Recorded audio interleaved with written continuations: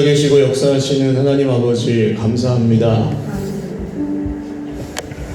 주님 앞에 나올 수 없을 때, 마음이 답답하고 외로울 때, 염려, 걱정, 불안, 근심, 원망, 불평이 우리의 마음을 무겁게 할 때, 주님이 우리와 함께 계시고 영원히 떠나지 않으신다는 주님의 말씀을 의지하여 이 자리에 나왔습니다.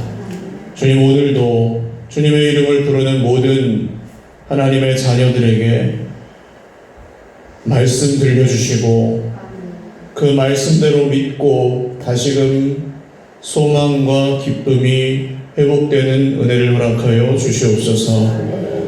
기뻐함으로 주님 앞에 살아가는 모든 형제 자매들에게는 그 찬송과 감사가 더욱 넘치게 하여 주시옵소서. 자녀 손들과 함께하는 모든 가정들이 주님의 말씀의 질서 아래 풍성한 생명을 얻고 누리게 하여 주시옵소서. 우리의 인생 가운데 하나님께서 함께 하실 때에 시냇가에 심은 나무가 철을 따라 열매를 맺는 것 같이 제때에 주시는, 때를 따라 도우시는 주님의 은혜를 맛보며 살게 하여 주시옵소서. 오늘도 주님의 은혜의 보좌 앞으로 나아갑니다. 하나님, 주님의 은혜 없이 살 수 없음을 고백하며 우리에게 주님이 전부이심을 고백할 때에 우리 온 인생을 책임져 주시는 하나님 아버지의 강하시고 능하신 손을 오늘 이 밤에도 확신과 담대함 가운데 경험하게 하여 주시옵소서. 주님을 사랑한다고 고백할 때에 우리의 가슴이 다시금 뜨거워지게 하시고 성령께서 꿈꾸게 하시는 대로 말씀 안에서 우리 인생의 목적과 우리가 지금 여기 오늘 우리가 처한 모든 상황과 관계 속에서 어떻게 살아야 할지를 주님 말씀 가운데 깨달아 알고 순종할 수 있게 하여 주시옵소서. 여러 어려움 가운데 있는 형제 자매들이 있습니다. 사람의 손으로 고칠 수 없는 질병, 도저히 헤어나올 수 없는 가난, 또 관계의 문제와 또 마음의 고통과 여러 가지 어려움들로 오늘 눈물을 흘리고 기도하지만 기도하는 중에 우리의 소망이신 주님, 구원하시는 주님, 또한 심판하시는 주님 의지하여 광야 가운데 새 힘을 얻게 하여 주시옵소서. 감사하고 축복하며 예수님의 이름으로 기도드립니다. 아멘. 할렐루야. 금요성령 집회 나오신 여러분들 주님의 이름으로 축복하며 환영합니다. 옆에 분들과 인사 한번 나누시죠. 잘 오셨습니다. 네, 한 번 더 인사하겠습니다. 기도할 때는 손해가 없습니다. 그렇게 믿으세요? 네, 기도는 정말 손해가 없습니다. 1분을 하든 1시간을 하든 시간이 중요한 게 아니고 하나님께서 절대 손해보지 않게 하실 것입니다. 네. 마지막 한 번 더 인사하시죠. 오늘도 내 옆에 있어주셔서 고맙습니다. 되게 중요한 거 아시죠? 혼자서 하면 훨씬 힘듭니다. 기도는 같이 할 수 있어서 감사하고요. 하나님 말씀 사도행전 25장입니다. 사도행전 25장 1절에서 12절.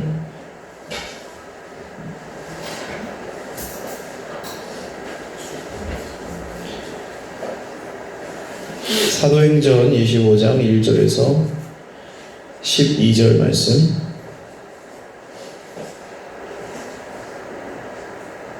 한 목소리로 읽겠습니다. 시작.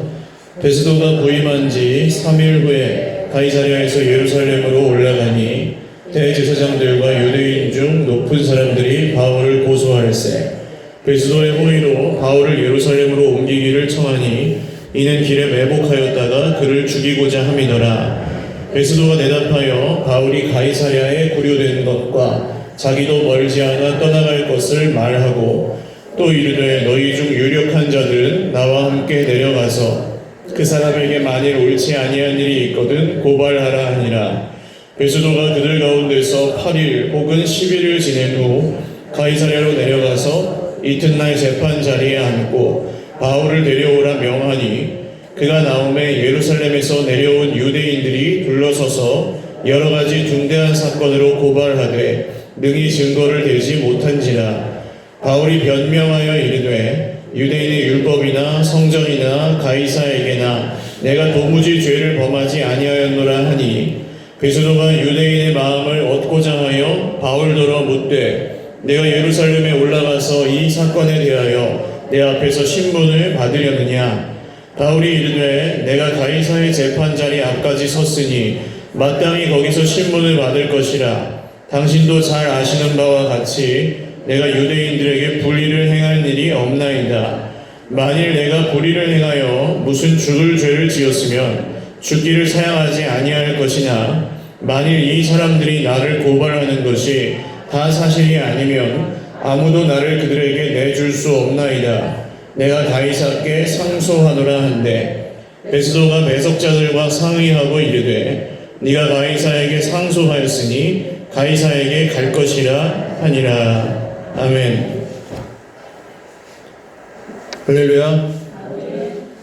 오늘 가이사 앞에 설 때까지라는 제목으로 하나님 말씀 증거하겠습니다. 살아가다 보면 좋을 때만 있는 건 아닙니다. 그래서 뭔가와 싸워야 될 때가 있습니다. 근데 이 싸움은 함께 싸우면 좀 싸울만한데 어떤 싸움은 정말 어쩔 수 없이 혼자서 싸워야 되는 싸움이 있습니다. 그러니까 누구한테도 말을 못하고 혼자서 감당해야 되는 게 있습니다.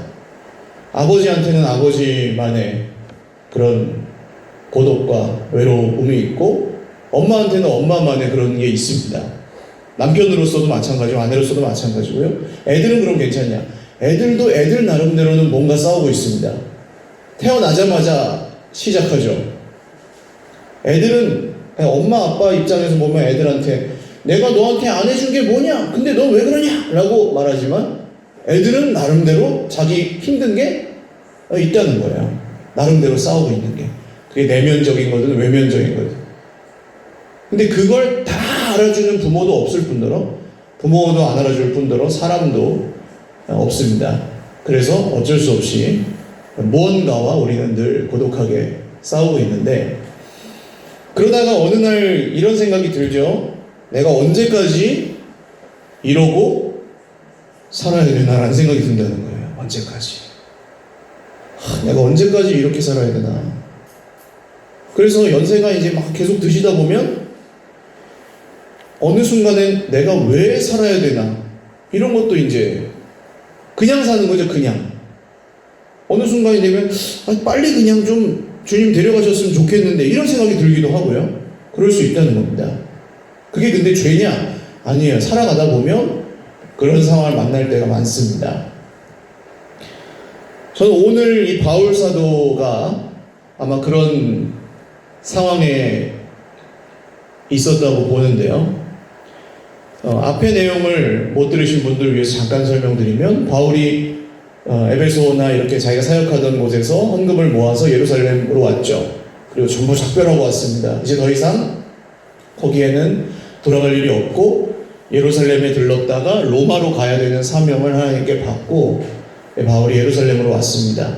예루살렘에는 많은 사람들이 바울을 아주 심각하게 오해하고 있었기 때문에 바울이 성전에서 율법을 어기고 막 무슨 유대교를 대적하는 사람이 아니라는 걸 증명하기 위해서 바울이 거기서 유대교에 입교하기로 한 사람들의 머리를 깎는 예식이나 이런 걸 도와주고 날짜를 채우고 있었는데 애매하게 고소를 당하죠. 고발을 당해서 죄도 없이 매 맞고 재판을 몇 번씩 거치면서 벨릭스라는 총독 치하에서 지금 가이사랴라는 곳에 있는 감옥에 갇혀있는 상황이었습니다. 그렇게 갇혀있기를 이 24장 마지막에 보시면 2년 동안 갇혀있었습니다. 그러니까 우리는 2년이라는 걸 알지만 바울은 언제 풀려날지 모르는 상태로 갇혀있었습니다. 죄도 없이, 그것도 이 돈이나 밝히는 완전히 그냥 정치적이고 그런 총독이었던 벨릭스라는 사람에 의해서 또 유대인들의 그 칼을 피해서 거기에 그냥 어정쩡한 상태로 감옥살이를 하고 있었다는 거예요. 자, 그러다가 총독이 바뀌었습니다. 그래서 오늘 베스도라고 하는 사람이, 로마 총독이 지금 유대 지방을 다스리는 사람을 새로 왔는데요. 바울이 지금 2년 이상 감옥에 갇혀 있는데 바울 사도의 마음이 어땠겠습니까? 내가 바울이라고 생각해 보세요. 아무 죄도 없이 갇혀 있습니다. 물론 친구들을 만날 수는 있었는데 자유롭게 다닐 수도 없고, 나는 예수님 지금 전해야 되는데 밖에 나가서 내가 이러고 있을 때가 아닌데 꼼짝도 못하고 언제 풀려날지 모르겠는 거예요. 나가면 어떻게 돼요 또? 유대인들의 칼이 금방 지쳐 들어올 것이고, 이러지도 못하고 저러지도 못하는 어정쩡한 상태로 있었다는 겁니다. 바울 사도니까 괜찮았겠지 할 것이 아닙니다. 저희 둘째 애가 어느 날 밤에 자다가 기도를 하는데 기도를 이렇게 하더라고요. 예수님 힘내세요. 그렇게 기도를 하더라고요. 예수님 힘내세요. 저는 생전 듣도 보도 못한 기도였습니다. 세계 역사상 인간이 예수님에게 힘내라고 기도를 한 적이 있을까? 저는 제 아이를 굉장히 스승처럼 여기게 되었습니다. 예수님 힘내세요. 근데 그 기도를 묵상하다 보니까, 걔는 뭘 모르고 했을지 몰라도 아버지는 그걸 묵상하잖아요. 묵상하다 보니까, 그래, 예수님도 힘내셔야지. 나 같은 인간을 구원하시려니까 얼마나 힘드실까, 주님이. 그러잖아요. 예수님이 그 막 엉뚱한 자기 욕심에 이끌려서 따라오는 수많은 그 사람들 데리고 예루살렘으로 쫙 들어가시잖아요. 예루살렘에 들어가는데도 호산나 다윗의 자손이여 하고 막 환호하는데 일주일 있다가 전부 다 저주하고 배반하고 부인하고 도망가잖아요. 그 동상이몽이죠. 예수님이 그 속을 다 아셨을 텐데 얼마나 외로우셨을까? 얼마나 고독하셨을까? 3년 동안 그렇게 데리고 다니면서 사랑하고 먹이고 가르치고 했던 제자들이 전부 아직도 엉뚱한 생각만 하고 있으니 예수님이 얼마나 고독하셨을까? 예수님 힘내셔야 되는 게 맞다 라고 생각하게 되었어요. 그렇게 보니까 오늘 바울 사도가 어떠셨을지가 생각이 들더라고요. 이런 상황에서 잘 견딜 수 있는 사람은 없습니다. 많은 분들이 성경의 인물을 보고 절망에 빠지는 이유, 성경을 잘 안 보게 되는 이유는 성경의 이 위대한 사람들이 너무 나랑 다른 사람이라고 생각해서 그래요. 그렇지 않습니다. 성경에 나오는 그 위인들이 대단한 것이 아니고 그 사람들은 우리와 성정이 같은 그냥 인간일 뿐인데 그 사람들과 함께 계시고 함께 끝까지 계셨던 하나님이, 할렐루야, 하나님이 대단하신 거죠. 포기하지 않으시고 끝까지 끌고 가시잖아요. 아브라함, 이삭, 야곱, 오늘 나오는 바울이 원래 어떤 사람이었어요? 예수 믿는 사람 다 잡아다 죽이면서 그거 자기가 잘했다고 생각하는 사람이었잖아요. 하나님이 대단하신 겁니다. 할렐루야. 바울의 의지가 대단하기도 하겠지만 여러분, 이 믿음으로 성경을 보지 않으면 전부 성경에 사람만 보여요. 요셉 대단하다, 다윗 대단하다, 바울 대단하다. 그런데 나는 그렇게 못할 것 같아. 이렇게 가는 겁니다. 그러면 성경을 봐도 위로와 기쁨이 없고 정죄감만 있는 거예요. 막 보면 더 힘들어요. 그래서 안 봐요. 그래서 여러분, 성경에 나오는 사람들이 얼마나 평범한지를 잘 보셔야 됩니다. 그리고 그 평범한 사람이 위대하신 주님이 함께 하셨을 때 어떤 일들을 하는지를 보셔야 돼요. 그걸 보시고 오늘 나에게도 하나님이 함께 하시기 때문에 내가 할 수 있는 것들, 할렐루야, 그런 걸 찾으셔야 되는 겁니다. 그걸 따라가시는 거죠. 자, 오늘 우리도 평범하지만, 어떻게 보면 평범보다 못한 면도 있지만 우리와 함께 하시는 하나님이 위대하심을 믿으시기를 바랍니다. 오늘 우리가 처한 상황은 바울보다 더 조금 좋을 수도 있고 좀 더 안 좋을 수도 있지만 그때 감옥에서 바울과 함께 하셨던 하나님이 지금 나와 우리와도 함께 하시는 줄 믿으시기를 바랍니다. 그래서 그걸 따라가는 거예요. 그래야 힘이 있는 겁니다. 자, 총독이 바뀌었어요. 대통령이 바뀌면 보통 사람들이 어때요? 대통령 바뀌면 어떻습니까? 어떻게 생각하세요? 에휴, 그놈이나 이렇게? 아니죠. 기대를 하죠. 그렇죠? 정권이 바뀌면 사람만 바뀌어도 기대해요. 실제로 달라지고 좋아지는 것도 있을 수도 있고. 그런데 사실은 대통령 한 사람 바뀐다고 해서 나라가 금방 바뀌어요, 안 바뀌어요? 안 바뀝니다. 아무리 대단한 사람이 대통령이 돼도 뭐 하루 이틀 사이에 나라가 달라지지 않습니다. 이때도 똑같았어요. 베스도라는 사람이 총독이 됐는데 다 알 수는 없지만 그러니까 이 당시에 기록이 남아있는 게 없습니다. 거의 없어요. 그래서 어떤 사람이었는지 잘 모르지만 벨릭스, 이 전임자였던 벨릭스보다는 그래도 조금 나은 사람이었던 것 같습니다. 그러나 총독이 바뀌어도 바울의 처지가 나아지는 건 전혀 없었어요. 너무 이렇게 많은 이해관계 속에 들어가 있다 보니까. 자, 총독부가 있는 곳은 가이사랴라는 도시였는데 이 가이사랴에서 총독이 부임했으니까 예의상이라도 예루살렘에 가서 유대인들의 유력자들, 고위관리들을 좀 만나고 또 왕을 만나고 성전에 가서 좀 경의도 표하고 그렇게 해야 되는 정치적인 절차가 있었겠죠. 그래서 부임한 지 사흘 만에 예루살렘에 갔습니다. 1절 내용이에요. 근데 갔더니 대제사장과 유대인 지도자들이 신임 총독을 보자마자 하는 얘기가 누구 얘기를 해요? 바울의 얘기를 합니다. 이 사람들이 새로 총독이 왔으면 얼마나 할 얘기가 많아요. 총독님이 새로 오셨으니까 지금 우리나라의 형편은 이렇고 우리 지도자들은 이런 식으로 다스리고 있었고 앞으로 총독께서 이런 방향으로 힘써 주시면 고맙겠습니다. 이런 얘기를 해야 되는데 그러지 않고 무슨 얘기부터 한다고요? 바울 얘기부터 하는 거예요. 지금 정상이에요? 좀 이상해요? 좀 이상하죠? 좀 이상해요. 이상한 상황인 겁니다. 질리지도 않고 2년이 지났는데 여전히 바울을 미워하고 원수 맺고 있습니다. 믿는 사람이 더하다는 말을 이럴 때 쓰는 겁니다.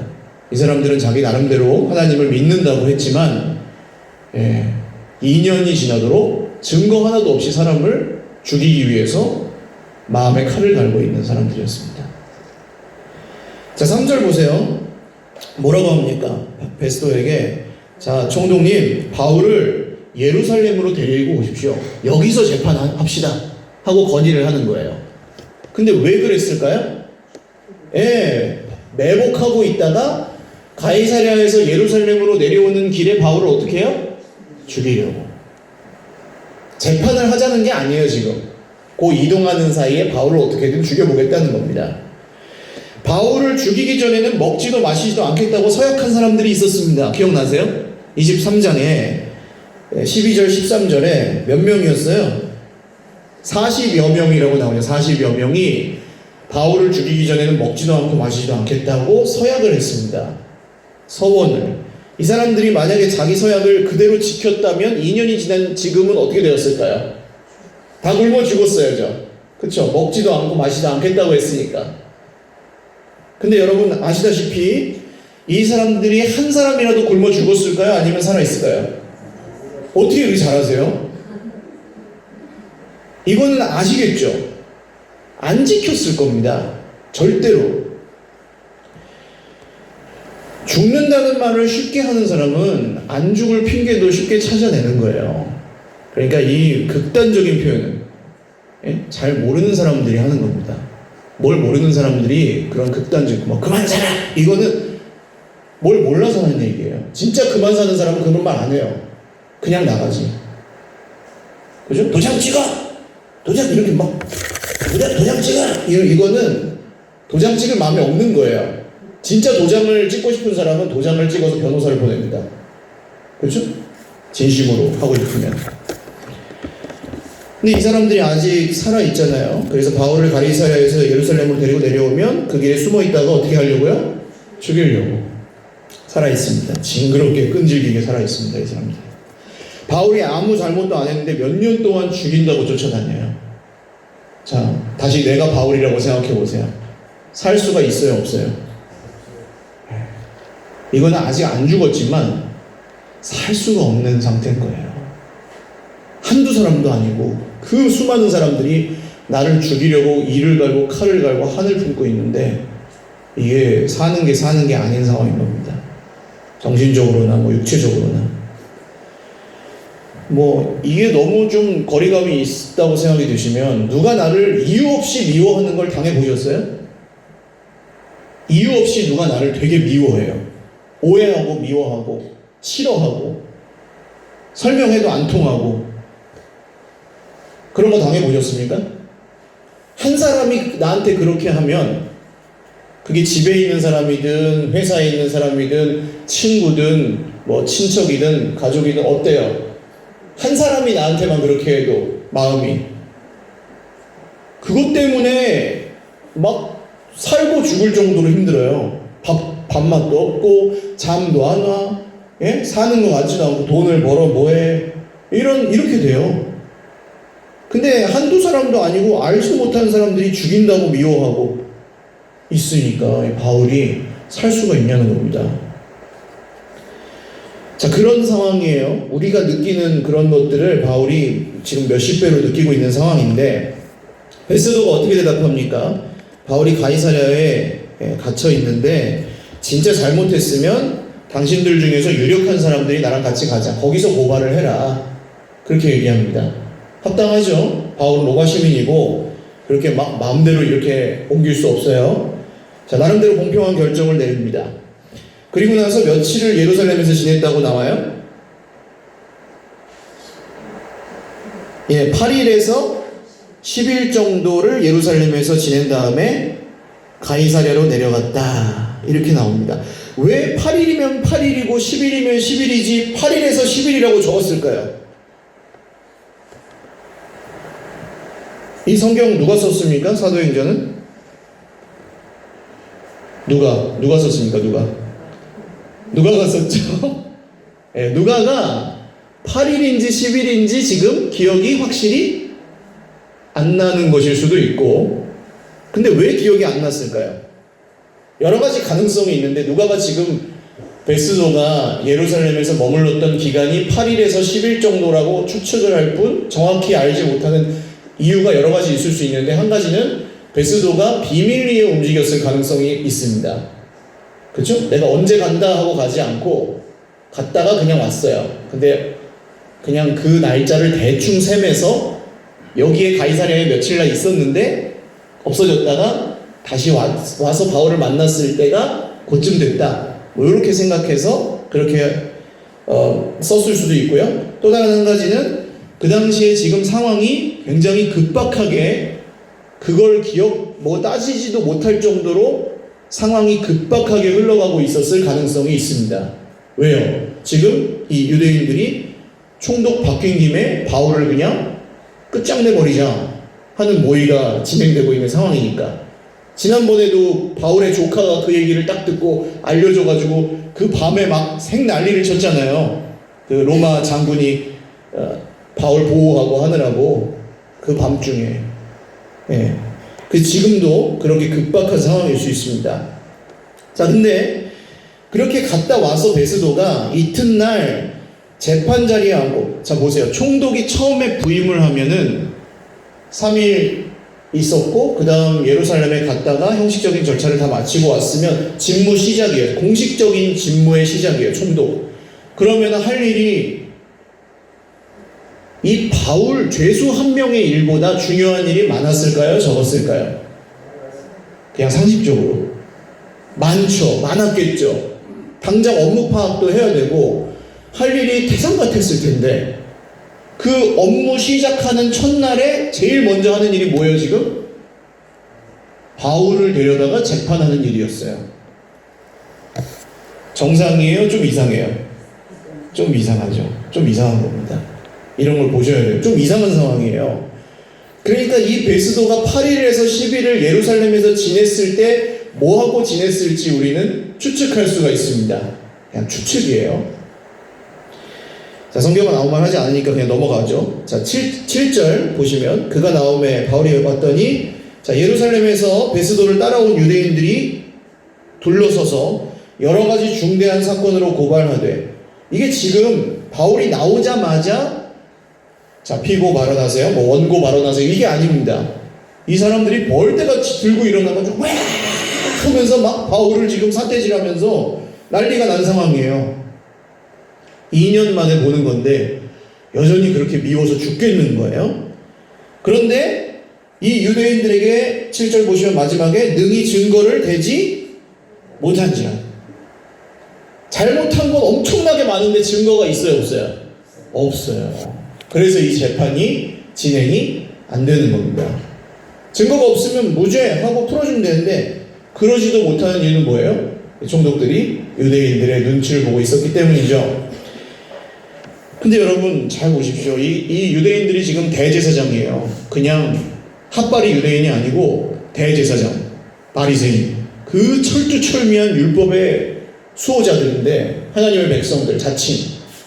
근데 증거도 없이 사람을 어떻게 해요? 죽이려고 하잖아요. 이게 인간이에요? 근데 자기들이 잘못하는 걸 알아요, 몰라요? 몰라요. 사람이 그 사람을 향한 미움과 분노와 이 원망과 불평과 이런 거에 사로잡혀버리면 자기 모습 안 보입니다. 그리고 그걸 지금 고스란히 혼자서 받고 있는 이 바울의 그 마음을 생각해 보세요. 살 수가 있어요, 없어요? 없어요. 근데 우리도 인생의 시시때때로 지금 계속 나오죠. 이런 법정에 누군가 나를 정죄하고 누군가 나를 판단하고 누군가 나를 비판하고 이유도 없이 미워하고 애매한 고난을 주고 하는 그런 자리에 설 때가 있어요, 없어요? 물론 내가 잘못한 것도 잘못해서 그럴 때도 있겠지만 사실은 그냥 단순히 기준이 달라서 그러거나 오해가 있거나, 근데 그런 게 쉽게 풀릴 만한 이렇게 단순한 게 아니라 복잡한 그런 것들로 인해서 이런 자리에 우리가 서서 고통을 당할 때가 있다고 하는 것입니다. 우리 삶에. 저는 적지 않다고 생각해요. 비일비재하게 일어납니다, 이런 일들이. 그때 과연 우리가 어떻게 살아야 된다는 거죠. 어떻게 살아야 되냐는 거죠. 이게 뭘 해야 됩니다, 이게 아니라 거기서 그냥 살아남기라도 하려면, 사람이 망가지지 않고 그런 걸 당하면서 정신이 이상해지지 않고 그냥 살아남기라도 하려면 어떻게 해야 되냐는 거예요. 오늘 바울이 어떻게 사셨는지를 보면 힌트를 얻을 수가 있겠죠. 자, 8절 바울이 변명하여 이르되 유대인의 율법이나 성전이나 가이사에게나 내가 도무지 죄를 범하지 아니하였노라. 바울은 그냥 있는 그대로 진실을 말합니다. 이렇게 말해도 지금 통해요, 안 통해요? 이 유대인들이 들었을까요, 안 들었을까요? 어차피 증거도 없이 죽이려고 하는 사람들이 아무리 진실을 말해도 들어요, 안 들어요? 안 듣죠. 통하지가 않습니다. 통하지 않지만 그래도 바울이 여전히 진실을 말합니다. 여러분, 통하고 안 통하고의 기준으로 사는 게 아니에요, 우리는. 그 상황에서, 그럴 때 그냥 진실만 말하는 겁니다. 할렐루야. 그대로, 있는 그대로 하나님 앞에서 말하는 겁니다. 사람이 알아줬어요, 알아주지 않았어요, 괜찮아요. 거기서 살 길이 없을 정도로 이렇게 애매한 고난을 당할 때 우리가 말하는 건 누구 앞에서 말하는 거라고 했습니까? 예, 하나님 앞에서 말하는 겁니다. 기도할 때 어떤 기도 하세요? 이런 어려운 가운데 있을 때 우리가 드릴 기도는 다른 거 없어요. 하나님만 아십니다. 정말 이 진실을 하나님이 아십니다. 그리고 심판하시는 분이 누구예요? 예, 베스도가 아니고 대제사장도 아니고 심판하시는 분 누구예요? 예, 하나님이시라고요. 할렐루야. 그걸 믿을 때 사람이 이런 상황에서 망가지지 않을 수가 있습니다. 그러니까 구원하신 하나님을 믿는 사람은 심판하시는 하나님도 믿어야 돼요. 그쵸? 그날에 우리는 구원을 받고, 믿지 않는 사람들은 심판을 받을 것입니다. 이게 성경이 말하는 바니까 이걸 믿으셔야 돼요. 그 막 정말 어떻게 할 수 없는 억울할 때. 자, 근데 9절 이 불의한 재판장 총독은 뭐라고 합니까? 유대인의 마음을 얻고자 하여 바울더러 묻되 내가 예루살렘에 올라가서 이 사건에 대하여 내 앞에서 신문을 받으려느냐? 자리를 예루살렘으로 옮기려고 합니다. 아까는 유대인들에게 너희가 가이사랴로 와서 고발해라 그러더니 바울에게 너 예루살렘으로 갈래? 라고 얘기합니다. 왜 그랬을까요? 왜 이렇게 입장이 바뀌었을까요? 아까랑. 지금 바울 한 사람에게 잘 보이는 게 중요합니까? 이 총독은 유대인들 전체에게 잘 보이는 게 중요합니까? 그래서 그렇습니다. 유대인들의 마음을 사기 위해서 바울이 예루살렘에 가지 않을 거라는 걸 알아요. 베스도도. 바보가 아닙니다. 근데 이 말을 하는 이유는 뭐예요? 이렇게 하면 누가 좋아해요? 적어도 이렇게 바울에게 한번 물어봐라도 주면 누가 좋아해요? 유대인들이 좋아하죠. 그래, 총독이 우리 편을 들어서 예루살렘으로 가자고 바울에게 얘기를 해줬으니까. 그러니까 지금 이 세상의 법정, 이 비판하고 고발하고 정죄하는 이 법정의 기준이 뭐예요? 사람인 거예요. 똑같아요. 벨릭스도 사람하고 돈이었고 이 베스도도 역시 똑같은 기준으로 움직이고 있는 겁니다. 사람 보는 것만 생각하고 사는 거예요. 근데 자기가 중요하게 생각하는 기준을 가지고 사람은 심판을 당합니다. 늘 제가 말씀드리죠. 돈을 가장 중요하게 생각하는 사람은 뭘로 심판을 받아요? 돈으로 심판을 받습니다. 돈이 없으면 없는 대로 돈으로 심판을 받는 거고, 돈이 많으면 많은 대로 똑같이 돈으로 심판을 받습니다. 신기하게. 돈이 없는 것 자체가 심판이고요. 돈이 많아서 이걸 어떻게 해야 되나도 심판일 수 있고요. 그러니까 자기가 중요하게 생각하는 그것으로 나중에 심판을 받아요. 근데 바울이 오늘 어떻게 하는지, 어떻게 선택하는지 한번 보십시오. 10절 읽어보겠습니다. 시작. 바울이 이르되 내가 가이사의 재판자리 앞에 섰으니 마땅히 거기서 신문을 받을 것이라. 당신도 잘 아시는 바와 같이 내가 유대인들에게 불의를 행한 일이 없나이다. 예루살렘으로 가지 않겠다고 합니다. 여러 사람이서 한 사람 바보 만드는 게 쉽다 그러잖아요. 그러니까 막 몰래카메라 같은 거 보시면 길 가던 사람들이 한 사람 몰래카메라로 놀래켜 주려고 한 사람 이렇게 행인이 가고 있는데 옆에 전부 그 바람잡이들이에요. 한 50명이 길 가다가 갑자기 약속한 딱 시간에 소리 지르면서 막 엎드려요. 와! 그러면서. 그럼 그 한 사람이 어떻게 하는지 아세요? 이런 몰래카메라 보셨는지 모르겠어요. 그 한 사람 어떻게 합니까? 자기도 엎드립니다. 뭔지 모르지만 엎드려요. 그러니까 한 사람 바보 만드는 게 쉬워요. 이 바울 사도가 오늘 이 상황에서 자기 편이 이 법정에 한 명도 없습니다. 그러면 여기서 너 예루살렘으로 갈래? 하면 그냥 그야말로 탈탈 털린 상태에서 예루살렘으로 갈래? 하면 그냥 형편 따라 떠밀리기 굉장히 쉬운 그런 상태가 되어 있는 거예요. 우리가 이런 바울 사도 같은 일을 당할 때 상태가 어떨까요? 그런 상태예요. 형편 따라 떠밀리고, 사람 따라 떠밀리고, 분위기 따라 떠밀리고, 손해와 이익을 따라 떠밀리고, 그런 상태가 됩니다.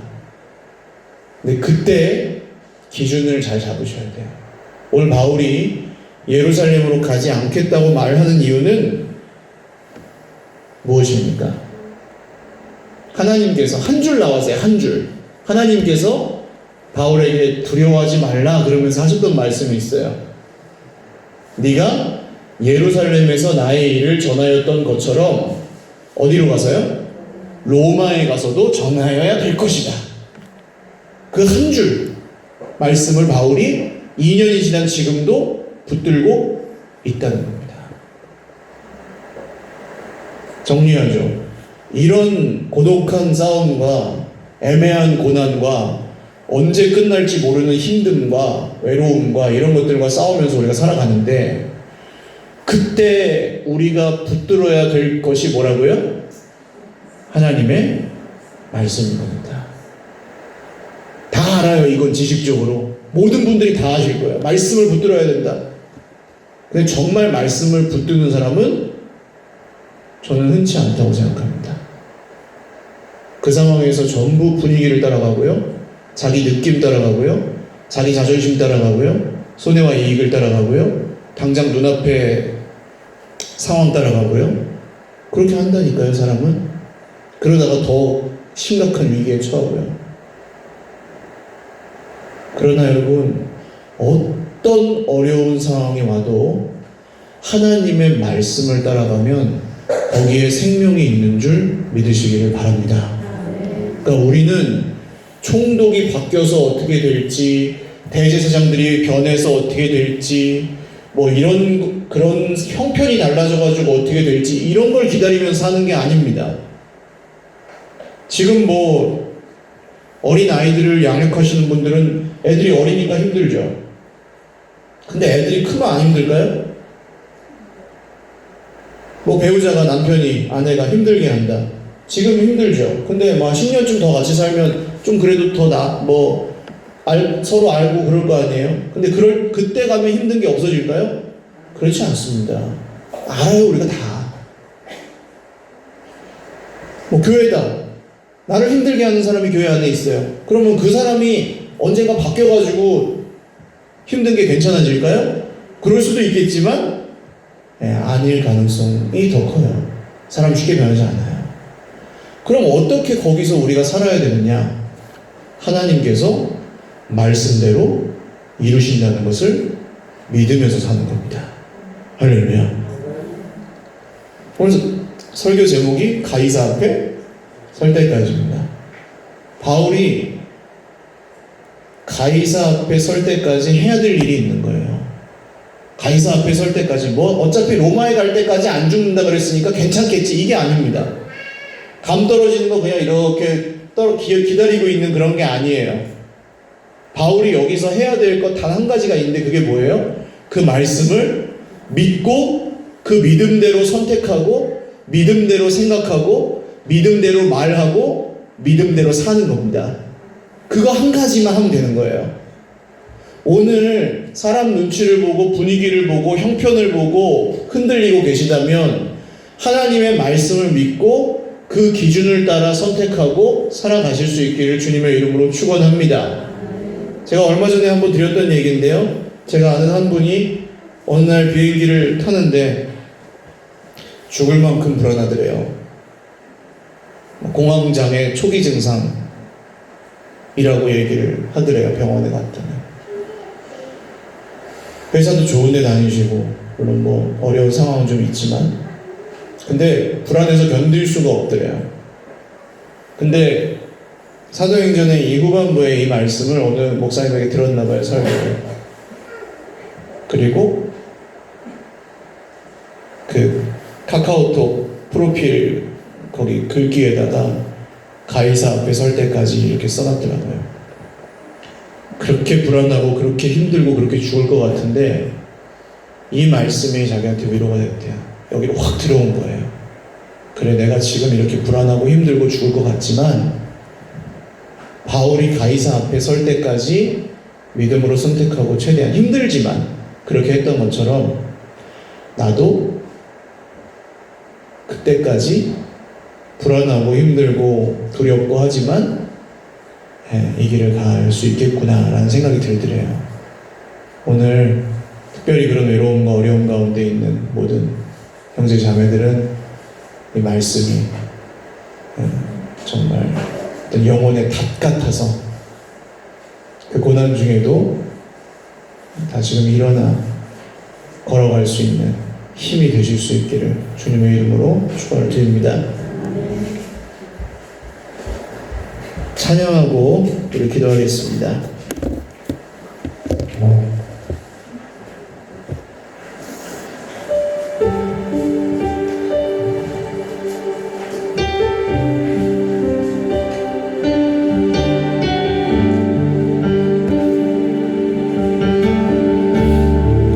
마음속에 어려움이 있을 때,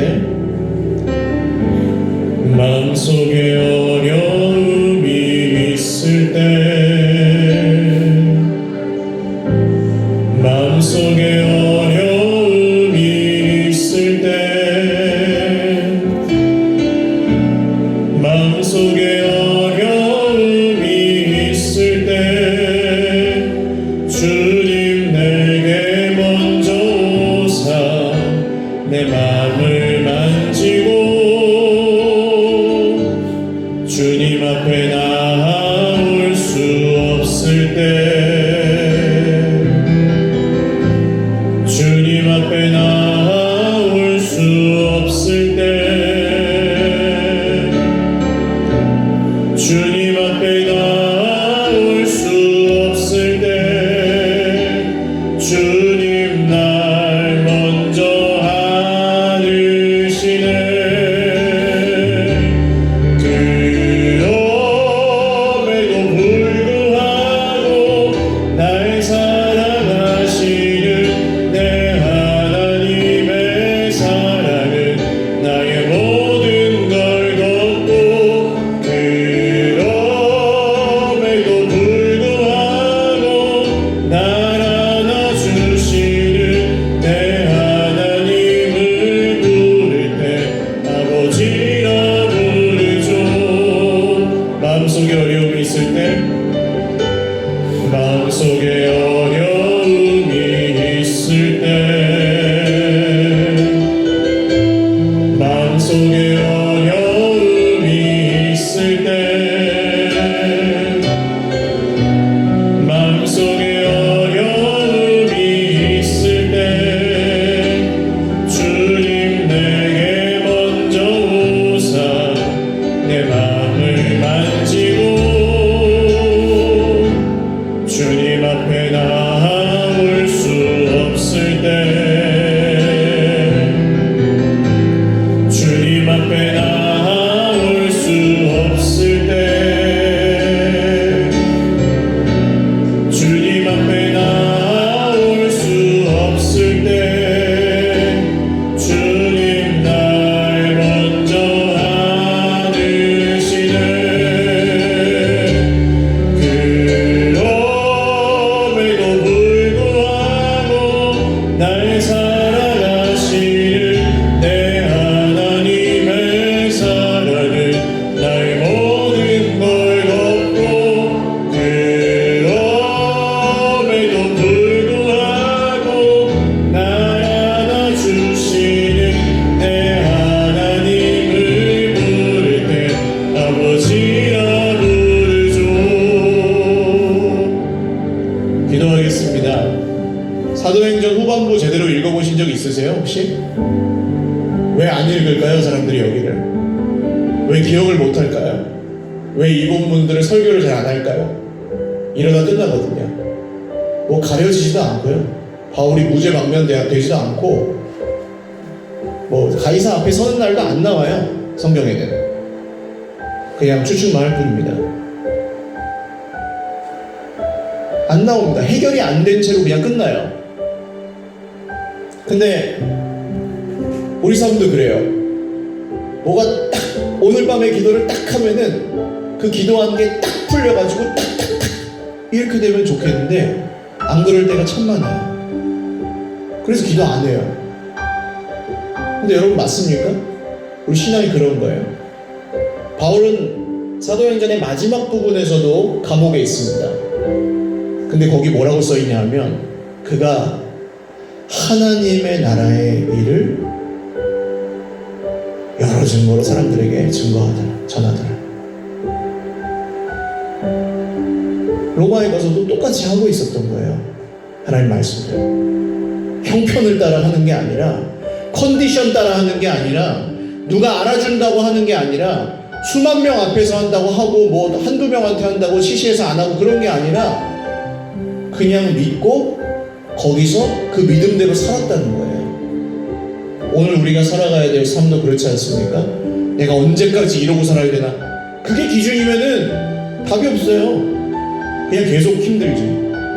그러다 오늘 살아계신 하나님의 뜻대로 살아계신 하나님 아버지의 말씀대로 살아가는 사람들에게는 그 어려움 속에서도 살아갈 힘이 있다는 겁니다. 생명이 있다는 겁니다. 오늘 성경이 우리에게 증거하는 바는 그래요. 주님, 오늘 나도 그 생명으로 살게 하여 주옵소서. 사람이 주는 생명이 아니라, 세상이 주는 생명이 아니라, 돈이 주는 생명이 아니라, 내 느낌이 주는 생명이 아니라 하나님의 생명으로 하나님의 말씀을 의지하여 살게 하여 주시옵소서. 주님 찾고 기도하겠습니다. 주여, 주여, 주여. 하나님 아버지, 오늘 고독하고 외로운 싸움 가운데 세상의 불의한 법정에서 우리가 심판을 받고 가장 가까운 사람에게서도 상처받는 말을, 상처 입는 말을 듣고 알지 못하는 사람들에게 한두 마디로 그런 사람이라는 소리를 듣고 하나님, 내가 잘못한 것도 없이 애매한 고난을 받고 참아야 될 때가 있고 정말 치사하고 정말 더러운 상황에서도 어쩔 수 없이 버텨야 될 때가 있습니다. 주님, 온 세상이 나를 대적해서 정말 아무도 믿을 수 없는 것 같을 때도 우리 삶 가운데 있습니다. 내 마음을 알아주는 사람이 없고 나를 인정해주는 사람이 없어서 고달플 때가 있습니다. 어디 나를 인정해주는 사람 없나, 어디 나를 알아주는 것 없나 싶어서 다른 것들을 의지해보기도 하지만 결국 그것도 영원하지 않습니다. 주님, 오늘 우리가 이 바울 사도가 받았던 그런 어려움들을 크고 작게 삶 가운데 받고 있으니 우리가 그 자리에서 하나님의 말씀을 의지할 수 있게 하여 주시옵소서. 하나님의 말씀대로 믿고 기다릴 수 있는 믿음을 허락하여 주시옵소서. 하나님의 말씀대로 선택하고 하나님의 말씀대로 말하고 하나님의 말씀대로 거기서 견디고 버틸 수 있는 힘이 있게 하여 주시옵소서. 하나님, 다른 길을 택하지 않고 타협하지 않고 엉뚱한 곳을 바라보지 않고 거기서 심판하신 하나님, 구원하신 하나님을 기다릴 수 있는 믿음이 있게 하여 주시옵소서. 그 믿음으로 살아갈 때에 감옥에 있든지 바다에 있든지 길가에 있든지 하나님 나라의 일을 말하였던 바울 사도의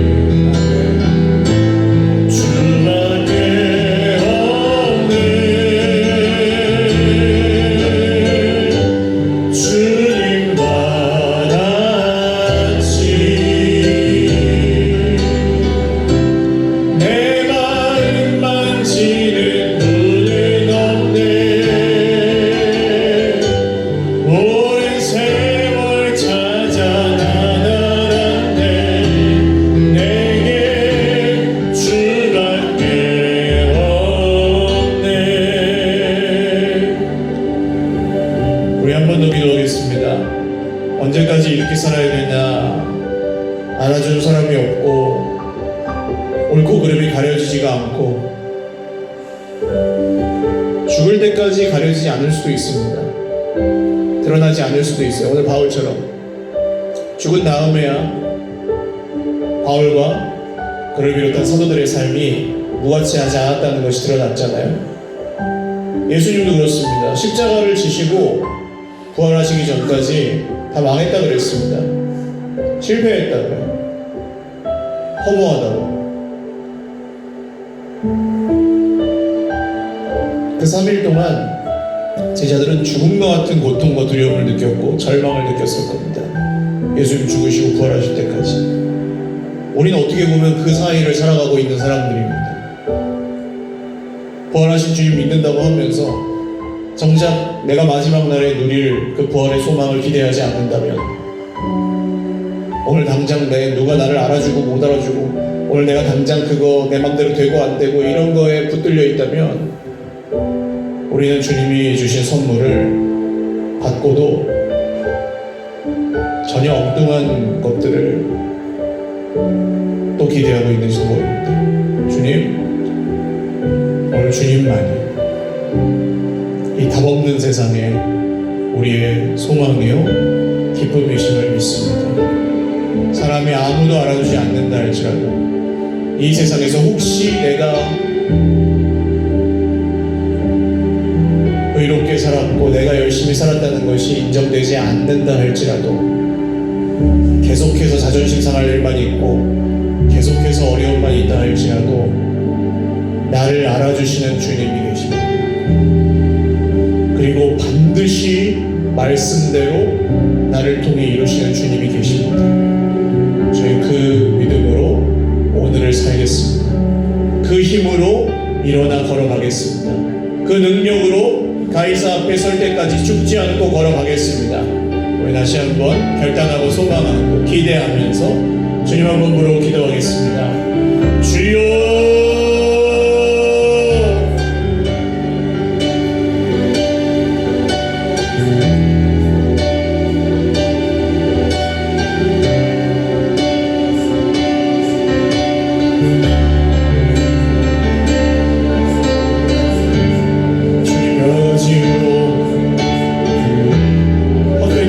빠져있기도 하고 아무것도 할 수 없는 무기력에 빠져있을 때도 있고, 엉뚱한 길을 따라가서 혼자 열내고 있을 때도 있고, 가야 하는 길을 알면서도 주저하고 있을 때도 있고, 우리가 살아가는 삶이 그렇습니다. 주님, 성경을 봐야 성경을 통해 주님을 만나야 한다는 것을 알면서 주님을 찾아가기보다는 핸드폰 들고 있는 시간이 더 많을 때가 많습니다. 오늘 주님 앞에 기도해야 살다는 걸 알면서도 기도하기를 선택하기보다는 뭔가 노력하고 열심히 하고 있을 때도 많습니다. 열심히 노력하고 주님 앞에서 최선을 다해야 되는 상황인데, 주님의 은혜를 구한다면 가만히 아무것도 안 하고 조용히 있을 때도 있습니다. 주님, 우리는 이런 세상 가운데 어떻게 살아야 할지 알지 못합니다. 그러나 우리가 한 가지 오늘 알고 한 가지 믿는 것은 주님이 말씀대로 이루신다는 것입니다. 오늘 주의 백성들의 상한 마음을 어루만져 주시고 상처 입은 심령을 다시 세워주시옵소서. 하나님, 여러 가지 문제와 어려움들로 절망과 낙심에 빠져있는 세대의 마음을 일으켜주시고 다시금 힘을 내어 걸어갈 수 있도록 주의 기쁨과 생명을 오늘 주 예수님의 이름으로 허락하여 주시옵소서. 우리 한 번 더 기도하겠습니다. 오늘 개인적인 어려움들, 특별히 마음의 어려움들 주님께 올려드리며 기도하셨으면 좋겠습니다. 하나님, 오늘 바울이 감옥에 갇혀있는 것처럼 제가 여러 가지 이유로 아무것도 못하고 불안 가운데 있을 때가 있습니다. 너무 힘들고 고달프게 살아서 삶에 힘이 소진되고 할 수 있는 것도 못하고 있을 때가 있습니다.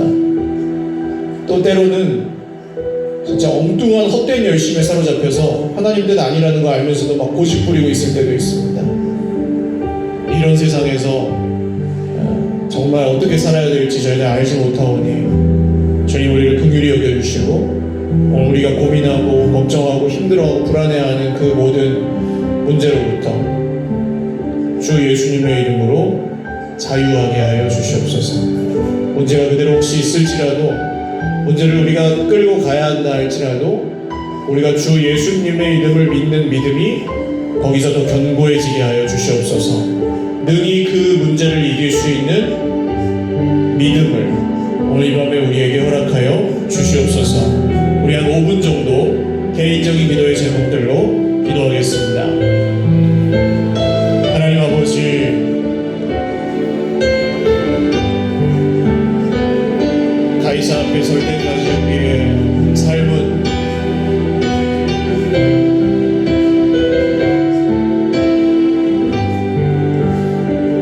불안정하고 두렵고 힘이 듭니다. 오늘 여러 가지 어려움들로 인하여 우리 형제 자매들이 불안 가운데 있고 염려와 걱정 가운데 있기도 합니다.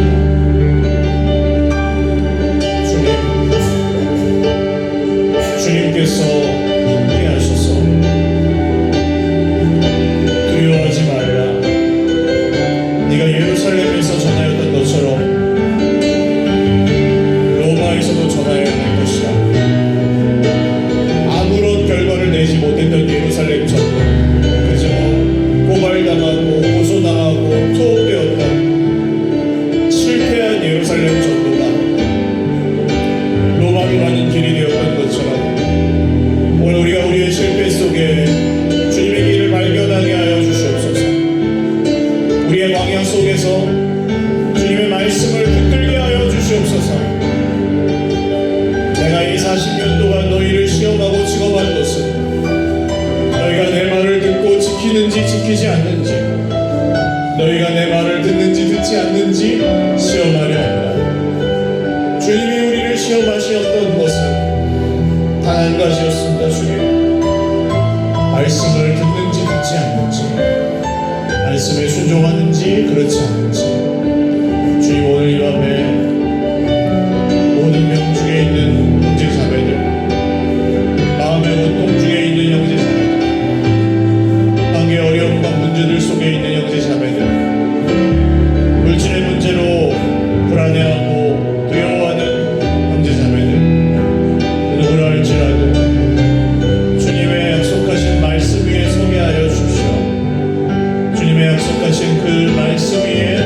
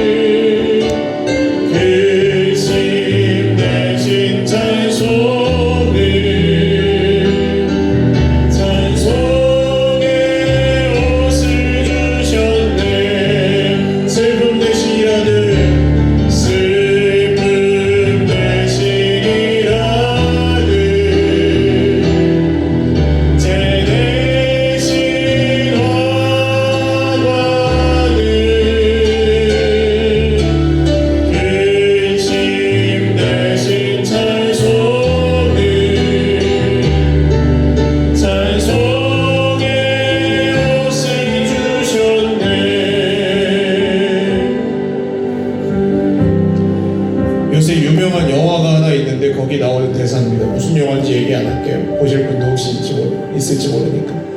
부자들이 착하대요. 돈은 다림이래요. 구김살을 펴준대요. 돈 많은 사람들은 착하고 구김살 없어요. 듣고 보니까 그런 면이 있죠. 돈 많고 편하게 산 사람은 그냥 뭐 확 찌들어 있고 이런 게 없잖아요. 근데 대다수의 예수님 믿는 우리 평범한 그리스도인들 보면 어떠세요? 삶에 고통의 흔적들이 있고 어려움의 흔적들이 있고 지금도 무거운 짐들을 다 지고 계실 거예요. 불공평해 보입니다. 왜 우리 이렇게 살아야 되나? 근데 그게 어떤 생각이에요? 철저하게 세상의 기준으로 본 생각입니다. 똑같은 고통을 줘보세요. 그 구김살이 없었던 사람들이 어떻게 되는지. 그러나 이 고통 속에서도 하나님을 의지하는 사람들이 어떻게 살아가는지. 고통은 사람을 망가뜨리지만 하나님을 의지하는 사람들은 거기서 살아남는다는 겁니다. 여러분, 망가지지 마십시오. 고통이 나를 망가뜨리게 그냥 내버려두지 마시고 하나님의 말씀을 의지하십시오. 거기서 말씀, 그것 말고는 제가 드릴 말씀도 없고 드릴 소망도 없어요. 말씀을 의지하는 것 외에는 길이 없어요. 근데 이 말씀을 믿고 거기서 말씀을 붙드는 사람들은 빚이 얼마든, 지금 당장 무슨 문제가 있든, 지금 무슨 병에 걸렸든 거기서 말씀을 의지하는 사람들은 살아남는 줄 믿으시기를 바랍니다. 주님, 우리가 말씀을 의지하여 우리 인생에 있는 모든 고통에 무너지지 않고 고난 가운데 쓰러지지 않고 말씀을 의지하여 살게 하여 주시옵소서. 살아나게 하여 주시옵소서. 그 생명이 우리를 통해 우리의 가정에 흘러가게 하시고 우리 교회에 흘러넘치게 하시고 이 나라 이 민족 가운데 그 하나님의 생명, 말씀의 능력으로 채워 주시옵소서. 우리 나라 민족과 교회와 가정을 위해서 주님 한번 부르고 기도하겠습니다. 주여, 하나님 아버지, 해악한 세대에 사람이 변해서 좋아지는 것이 아닌 줄 믿습니다. 하나님이 하나님의 말씀대로 이루실 것을 기대하고 소망합니다. 우리 낙심하게 될 때가 많지만 하나님의 말씀대로 이루실 것입니다. 그리고 그 말씀을 붙잡는 사람들은 살 것입니다. 그 말씀을 신뢰하고 끝까지 순종하며 나아가는 사람들은 반드시 주님이 그를 높여 주실 것입니다. 하나님, 오늘 이 밤에 하나님의 말씀을 붙들고 성령의 충만함을 따라 그 말씀에 순종하며 그 길로 걸어가고 그 좁은 문으로 그 좁은 길로 가기로 결단하는 주의 백성들에게는 필요한 모든 것들을 말씀대로 도하여 주실 줄로 믿습니다. 하나님, 오늘 거대한 염려와 걱정과 불안거리들이 있을지라도 우리의 손을 주님께 들 수 있는 이유는 우리의 입술을 주님께 향하고 우리의 마음을 주님께 향하고 우리의 귀를 주님께 향하여 주님의 말씀을 받아야 우리가 살 수 있기 때문입니다. 주님, 말씀을 듣고 말씀을 믿고 말씀을 순종하며 걸어갈 때에 모든 악한 것들, 모든 미혹하는 것들, 모든 불안하게 하고 두려워하게 만드는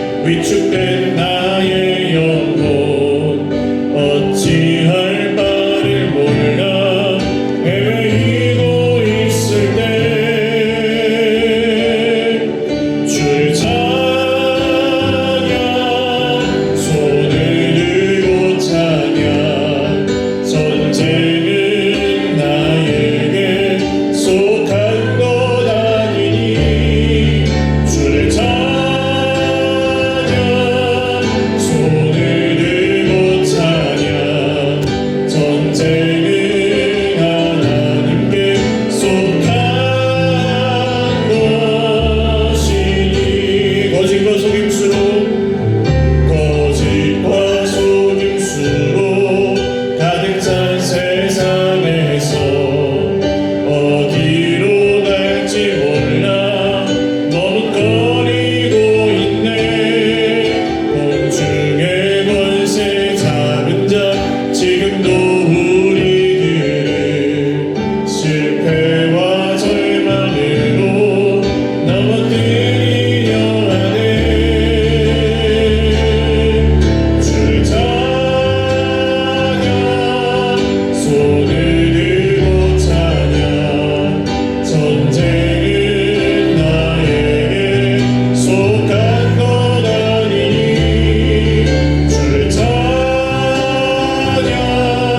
손을 들고 찬양 전쟁은 하나님께 속한 것이니. 주위를 둘러보면 아무도 없는 듯 믿음의 눈을 들면 보이는 분 계시네. 지금도 내 안에서 역사하고 계시는 사망과 어둠의 권세 물리치신 예수님. 주를 찬양 손을 들고 찬양 전쟁은 나에게 속한 것 아니니. 주를 찬양 손을 들고 찬양 전쟁은 하나님께 속한 것이니. 주를 찬양 손을 들고 찬양 주를 찬양 손을 들고 찬양 전쟁은 나에게 속한 것 아니니. 주를 찬양 손을 들고 찬양 전쟁은 하나님께 속한 것이니. 우리 오늘 마지막 기도입니다. 여러분, 하나님을 높여드리시는 기도를 드리십시오. 다시요, 하나님을 높여드리는 기도를 드리십시오. 내 형편을 가지고 기도하지 마시고 내 느낌과 컨디션을 갖고 기도하지 마십시오. 그러면 반드시 함정에 빠집니다. 그러나 하나님이 내 인생에서 가장 높으신 분임을 선포하십시오. 하나님이 온 세상의 주인이심을 선포하십시오. 찬양은 노래 실력으로 드리는 게 아닙니다. 찬양과 감사는 믿음으로 하는 거예요. 내 주변의 형편을 보면 할 수가 없습니다. 찬양을 그 형편 따라 믿는 거예요. 그러나 믿음을 따라 드리는 찬양을 오늘 마지막 기도로 올려드리시면서 하나님, 나라와 민족을 봐도 그렇고 한국교회를 봐도 그렇고 우리의 가정을 보아도 우리의 미래를 보아도 우리의 지금을 보아도 참 보이는 소망이 별로 없는 것 같습니다. 그러나 이 모든 것들을 만드신 분이 하나님이심을 믿습니다. 이 모든 것을 지금도 주관하시는 분이 하나님이심을 믿습니다. 그리고 결국에는 말씀대로 이루시는 분이 하나님이심을 믿습니다. 주님, 그 믿음으로 기도하오니 주님이 내 인생 가장 높은 곳에서 말씀하시고 나는 그 말씀 따라 살게 하여 주시옵소서. 그리고 말씀대로 되는 것을, 말씀대로 이루시는 것을 경험하면서 살게 하여 주시옵소서. 이 마지막 찬양의 기도, 감사의 기도로 하나님 앞에 올려드리시고 자유롭게 기도하고 돌아가시기 바랍니다. 우리 주님 찾고 기도하겠습니다. 주여, 주여, 주여. 살아계신 주님, 말씀대로 이루실 것입니다.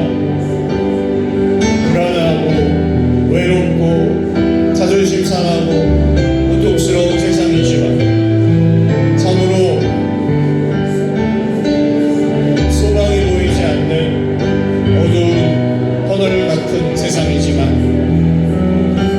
이 길 끝에 주님이 반드시 말씀대로 이루실 것을 신뢰합니다.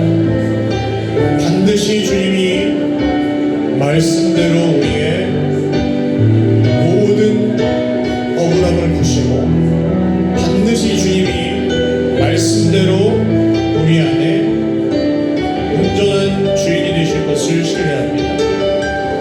오늘 주의 백성들 마음 가운데 하늘의 위로와 소망이 있게 하여 주시옵소서. 세상에 속한 것들로 인해 우리의 마음이 흔들리지만 그것이 전부가 아님을 압니다.